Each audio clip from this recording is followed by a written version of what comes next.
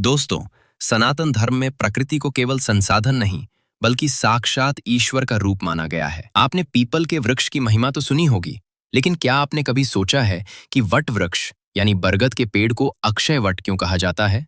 प्रलय के समय जब पूरी सृष्टि जलमग्न हो जाती है, तब भी केवल एक वट वृक्ष ही है जो कभी नष्ट नहीं होता। स्वयं भगवान श्री कृष्ण बाल रूप में उसी वट वृक्ष के पत्ते पर विश्राम करते हैं। आखिर क्यों इस वृक्ष को अमरता का वरदान प्राप्त है? आइए आज एक अत्यंत रहस्यमयी और भावुक कथा के माध्यम से इसका उत्तर जानते हैं। ये कथा आपके रोंगटे खड़े कर देगी और प्रकृति के प्रति आपके दृष्टिकोण को हमेशा के लिए बदल देगी। ये उन दिनों की बात है जब धरती पर देवी देवताओं और यक्ष गंधर्वों का प्रभाव प्रत्यक्ष हुआ करता था। मृत्युलोक के एक छोटे से गांव में माधव नाम का एक गरीब लेकिन अत्यंत धर्मनिष्ठ वैद्य रहता था। माधव जड़ी बूटियों का ज्ञाता था और बिना किसी स्वार्थ के दिन रात बीमारों की सेवा करता था।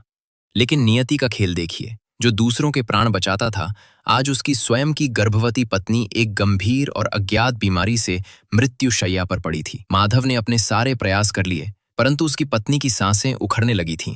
किसी वृद्ध संत ने माधव को बताया कि हिमालय की तलहटी में स्थित दंडक वन के मध्य में एक विशेष जड़ी बूटी मिलती है। केवल वही जड़ी बूटी उसकी पत्नी के प्राण बचा सकती है। बिना एक क्षण गवाए माधव अपने झोले में एक छोटी सी कुल्हाड़ी और भगवान शिव का नाम लेकर उस भयंकर दंडक वन की ओर निकल पड़ा। दंडक वन कोई साधारण जंगल नहीं था। वहां दिन में भी सूर्य की किरणें धरती तक नहीं पहुंच पाती थीं। भयंकर जंगली जानवर और मायावी शक्तियों का वहां वास था। माधव लगातार 2 दिन और 2 रातों तक बिना कुछ खाए पिए उस जंगल में भटकता रहा। तीसरी रात अचानक प्रकृति ने अपना रौद्र रूप दिखा दिया। भयंकर तूफान आ गया। आसमान से मानो आग और पानी एक साथ बरसने लगे। माधव के वस्त्र भीग चुके थे और ठंड से उसका शरीर सुन्न पड़ने लगा था। उसे लगा कि आज उसकी मृत्यु निश्चित है और वो अपनी पत्नी को कभी नहीं बचा पाएगा। तभी बिजली की एक तेज चमक में उसे कुछ दूरी पर एक अत्यंत विशालकाय वट वृक्ष दिखाई दिया। वो वृक्ष इतना बड़ा था कि उसकी सैकड़ों जटाएं आसमान से धरती तक झूल रही थीं, मानो उसने एक पूरा महल अपने भीतर समेट रखा हो।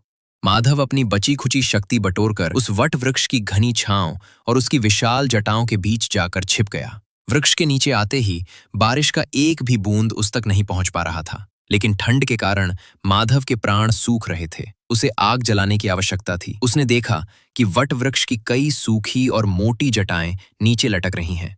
माधव ने सोचा, ये वृक्ष तो असीमित है। यदि मैं इसकी एक सूखी जटा काटकर आग जला लूं तो मेरे प्राण बच जाएंगे और कल सुबह मैं अपनी पत्नी के लिए औषधि खोज पाऊंगा। विवशता में माधव ने अपने झोले से कुल्हाड़ी निकाली और जैसे ही उसने वृक्ष की एक मोटी जटा पर प्रहार करने के लिए हाथ उठाया, रुक जा नीच मानव, तेरा ये दुस्साहस तुझे उसी क्षण भस्म कर देगा। माधव के हाथ से कुल्हाड़ी छिटक कर दूर गिर गई। उसने भयभीत होकर ऊपर देखा। उस अंधकार में वट वृक्ष के तने से एक तीव्र नीले रंग का प्रकाश फूटने लगा। उस प्रकाश के बीच से एक अत्यंत विशाल और डरावना स्वरूप प्रकट हुआ। उसकी आंखें जलती हुई मशालों के समान थीं और शरीर से क्रोध की ज्वाला निकल रही थी।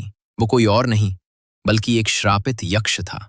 माधव घुटनों के बल गिर पड़ा और कांपते हुए बोला, क्षमा करें प्रभु, मैं नहीं जानता था कि यहाँ आपका वास है। मैं तो केवल एक लाचार पति हूँ जो ठंड से बचने के लिए अग्नि जलाना चाहता था। यक्ष ने गर्जना करते हुए कहा, लाचारी, तुम्हारे इस स्वार्थ ने तुम्हें अंधा कर दिया है। तुम जिस वृक्ष की जटा काटने जा रहे थे, ये साक्षात त्रिमूर्ति का वास है। इसकी जड़ों में ब्रह्मा, तने में विष्णु और जटाओं में स्वयं महादेव शिव का अंश है, और तुम इसे केवल लकड़ी समझ रहे हो। माधव रोते हुए हाथ जोड़कर बोला, मुझे क्षमा करें देव, मैं अत्यंत अज्ञानी हूँ। मेरी पत्नी मृत्यु से लड़ रही है। मैं उसके प्राण बचाने के लिए यहाँ आया था। कृपा कर मुझे जीवन दान दे। पर हे दिव्य स्वरूप, आप कौन हैं और इस पवित्र वृक्ष में इस प्रकार क्रोध और पीड़ा के साथ क्यों निवास कर रहे हैं? माधव के मुख से उसकी मरणासन्न पत्नी की बात सुनकर यक्ष का क्रोध अचानक एक गहरे दुख में बदल गया। उसकी जलती हुई आंखों में से आंसुओं की एक बूंद टपक पड़ी, जो धरती पर गिरते ही एक सुगंधित फूल में बदल गई। यक्ष ने एक लंबी और पीड़ादायक सांस ली और शांत स्वर में बोला, हे मनुष्य, मेरी पीड़ा भी तुम्हारी ही तरह है। मेरा नाम हेमांग है। मैं कुबेर की सभा का एक अत्यंत सुंदर और शक्तिशाली यक्ष था, लेकिन आज मैं इस वट वृक्ष में एक कैदी हूँ। ये मेरी शक्ति नहीं, मेरा श्राप है। माधव ने आश्चर्य से पूछा, श्राप?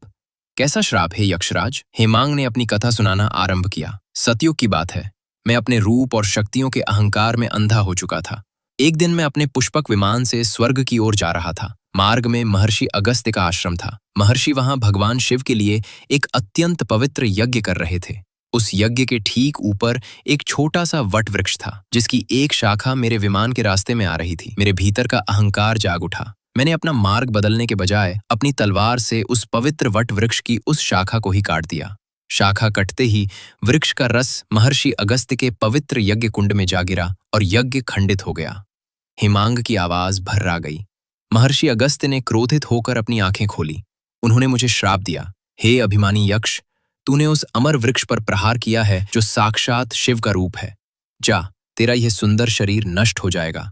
तू इसी वट वृक्ष के भीतर एक भयंकर स्वरूप में तब तक कैद रहेगा जब तक कि कोई निस्वार्थ मनुष्य आकर अपने प्राणों की बाजी लगाकर तेरे इस वृक्ष की रक्षा न करे। हिमांग ने माधव की ओर देखा और कहा, उस दिन से आज तक युग बीत गए, मैं इस वृक्ष में कैद हूं। जो भी यहाँ आता है वो अपने स्वार्थ के लिए इस वृक्ष को काटना चाहता है और मैं अपने श्राप के कारण उन्हें भस्म कर देता हूं। माधव की आंखों में अब भय नहीं बल्कि उस यक्ष के प्रति करुणा थी। वो अपनी जगह से उठा।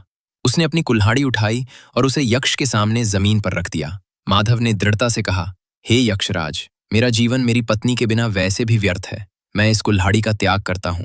यदि आपको लगता है कि मैंने इस देव वृक्ष का अपमान किया है तो आप मेरे प्राण ले सकते हैं, लेकिन मैं इस पवित्र वृक्ष को अब कभी कोई क्षति नहीं पहुंचाऊंगा। माधव के इतना कहते ही एक अद्भुत चमत्कार हुआ। वट वृक्ष की जटाओं से एक सुनहरा प्रकाश निकलने लगा। आसमान से बारिश रुक गई और पूर्ण चंद्रमा की किरणें माधव पर पड़ी। यक्ष हिमांग का वो भयानक रूप अचानक एक अत्यंत सुंदर और तेजवान देवता में परिवर्तित हो गया। महर्षि अगस्त्य का श्राप टूट चुका था। एक लाचार मनुष्य ने अपने प्राणों की परवाह किए बिना उस देव वृक्ष का सम्मान किया था। मुक्त हुए यक्ष ने मुस्कुराते हुए कहा, हे माधव, तुम्हारे निस्वार्थ भाव और प्रकृति के प्रति सम्मान ने आज मुझे युगों के श्राप से मुक्त कर दिया। मैं तुम्हारी पत्नी के लिए वह दिव्य जड़ी बूटी स्वयं तुम्हें प्रदान करता हूं। साथ ही ये वट वृक्ष आज से तुम्हारे परिवार की पीढ़ियों तक रक्षा करेगा। दोस्तों, यक्ष ने माधव को वह संजीवनी प्रदान की और स्वर्ग लौट गया। माधव ने अपनी पत्नी के प्राण बचाए और उसका जीवन खुशियों से भर गया। तो मित्रों, ये कथा हमें सिखाती है कि प्रकृति का हर कण, हर वृक्ष साक्षात ईश्वर है। जब हम स्वार्थवश इनका नाश करते हैं तो हम अपना ही पतन करते हैं, और जब हम इनकी रक्षा करते हैं तो देव शक्तियां हमारी रक्षा करती हैं। आपको ये कथा कैसी लगी? कृपया कमेंट्स में हर हर महादेव या जय श्री नारायण अवश्य लिखें। वीडियो को लाइक और शेयर करना ना भूलें। धन्यवाद।